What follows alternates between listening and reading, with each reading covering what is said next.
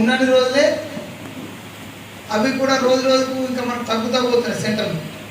గతానికి ఇప్పటికి ఇంకా తగ్గినాయి. అంటే వాస్తవానికి మన వ్యాపారంలో అది లేదు.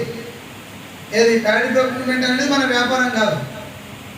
మనకు ఆర్థిక వనరులు లేక మన అప్పుడున్న పాలక వర్గాలు కలెక్టర్ను ప్రభుత్వాన్ని రిక్వెస్ట్ చేయడంతో వచ్చినటువంటి పరిస్థితి. మరి ఇవన్నీ అయిపోయినప్పుడు మీరే ఆలోచించుకోండి, రేపు ఈ సంస్థ మనగడ ఏ విధంగా సాధ్యమవుతుంది.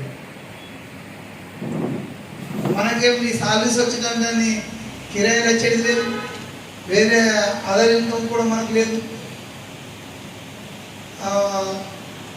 ఎందుకంటే ఖచ్చితంగా ఇది మీరు ఆలోచించుకొని కొత్త రకమైన వ్యాపారాల వైపు అవసరం అనుకుంటే బ్యాంక్ లోన్ తీసుకొని చేయకపోతే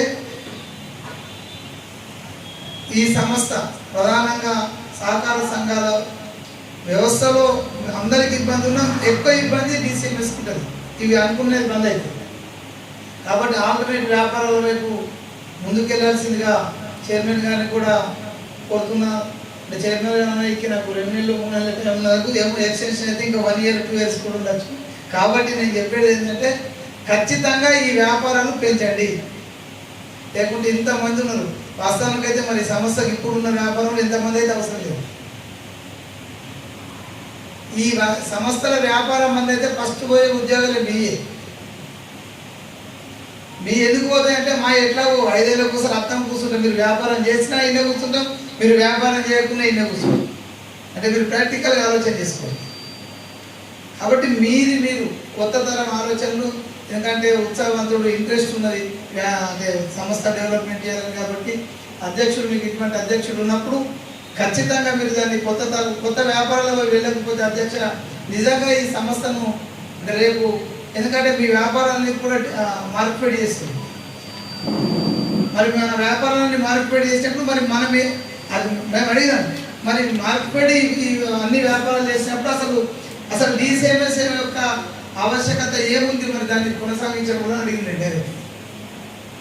అడిగితే ఇది కరెక్టే. మరి టీస్కాప్కు DCCBకి ఏ విధమైనటువంటి సంబంధాలు ఉన్నాయో అదే విధమైన సంబంధాన్ని మార్కెట్కు DCMS ఇక్కడ డైరెక్ట్ ఏజెన్సీ కావాలా, లేకపోతే కష్టాలు అయితే మేము ప్రపోజల్ పెట్టినాం.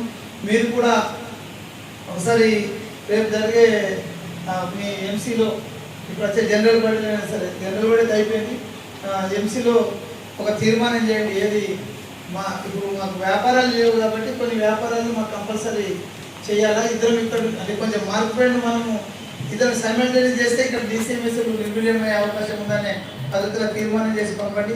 అదేవిధంగా మేము రిక్వెస్ట్ చేస్తుంది ఏంటంటే మేము ఆల్రెడీ ప్రభుత్వానికి ఒక ప్రపోజల్ పెట్టినాం. అంటే సభ్యుల పాలక మండలి అదేవిధంగా సిబ్బందికి మనం ఇచ్చే ట్రైనింగ్ కొరకు ఇక్కడ ఒక నిజామాబాద్లో మనం ఒక ట్రైనింగ్ సెంటర్ ఏర్పడాలని పెట్టినాం. దానికి కూడా మీరు కూడా ఒక తీర్మానం చేసి మాకు పంపండి. ఏది యూనియన్ అంటే మీరు కూడా రిక్వెస్ట్ చేసినట్టు మేము ప్రభుత్వానికి నివేదిస్తానికి అవకాశం ఉంటుంది. కాబట్టి ఖచ్చితంగా అది నివేదిక పంపండి.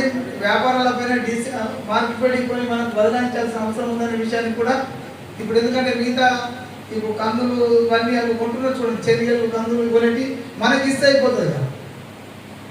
ఇప్పుడు పేమెంట్ దాంట్లో మనము రిసీవ్ చేస్తాకే ఏం లేదు. మరి ఏమి లేకపోతే రేపు ఏం లేదు. వాస్తవానికి ఇప్పుడు మరి ఎరువులు సప్లై బంద్ అయిపోయి ఇటు ప్యాడీ ప్రొక్యూర్మెంట్ కింద బంద్ అయిపోతే ఏదైనా సహకార సంఘాలలో కొత్త చైర్మన్ గట్టోడు వచ్చి మా ప్రాంతంలో మేమెందుకు DCMS చైర్మన్ ఇచ్చారో మేమే చేస్తామంటే మొత్తానికే ఈ సమస్య సర్వేర్ ప్రాబ్లం అవుతుంది. కాబట్టి మీరు కూడా కొత్త ఆలోచనలు వెళ్తారని ఆశిస్తూ ఖచ్చితంగా అందరం కలిసి ఈ వ్యవస్థలను సహకార సంఘాల వ్యవస్థలను బతికించుకోకపోతే రేపు గ్రామాలలో యూనిటీ కోల్పోయింది. అంటే ఇప్పటికే చాలా వ్యత్యాసం వచ్చింది ఉన్నవాడికి లేనివాడికి మధ్యన. ఆ లేనివాడికి మనము సహాయ సహకారాలు అందించాలంటే సహకార వ్యవస్థ మనగడలో ఉండడం అనేది కంపల్సరీ అనేది ఈ సందర్భంగా తెలియజేస్తూ ఈరోజు సహకార వారోత్సవాల్లో భాగంగా మమ్మల్ని ఇక్కడికి ఆహ్వానించి మాకు ఇక్కడ అవకాశం ఇచ్చి సహకార వారోత్సవాల్లో పాల్గొనడానికి అవకాశం ఉంది DCMS చైర్మన్ తారాచంద్ర గారికి అదేవిధంగా పాలక మండలి సభ్యులకు సిబ్బంది అందరికీ కూడా పేరు ధన్యవాదాలు తెలుపుతూ ముగిస్తున్నాను.